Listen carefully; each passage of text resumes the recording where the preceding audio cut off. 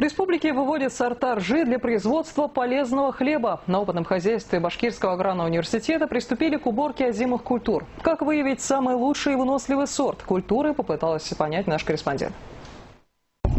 Хорошая рост, болезнь вообще-то. Вместо лабораторий с реактивами – колосящееся поле. Исследования на открытом воздухе проводят студенты аграрного университета. Совместно со специалистами они наблюдают, как культуры переносят жару, высокую влажность воздуха, болезни и нашествие вредителей. Сейчас идет уборка опытных образцов озимой ржи, магнифика и пикассо. Семена, которые привезли из Германии, чтобы в дальнейшем адаптировать их к местному климату. Озимая рожь, в принципе, очень культура такая неприхотливая, высокоурожайная, дает стабильный урожай по годам. Вот это преимущество. Кроме того, это очень хороший предшественник.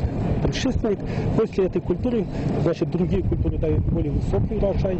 В дальнейшем ученые вынесут вердикт, можно ли сеять выведенные на Западе культуры в нашей республике. Если посевы не перенесут испытания в зоне рискованного земледелия, то за дело возьмутся селекционеры, чтобы вывести наиболее урожайный и неприхотливый к сложным климатическим условиям сорт.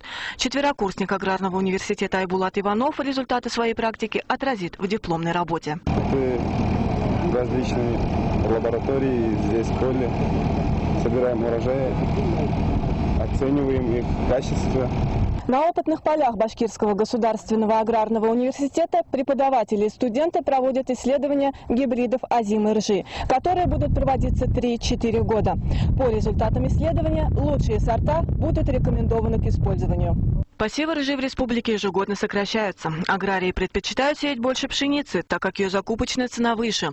Однако ученые советуют аграриям не сокращать посевные площади. Ведь сейчас все больше людей переходят на правильное питание. А ржаные продукты являются неотъемлемой частью диетического рациона. Они насыщены белком и аминокислотами. Поэтому, чтобы сельхозпроизводители не несли убытков от выращивания ржи, ученые выводят высокоурожайные сорта, которые позволят получать 60-70 центнеров с гектара.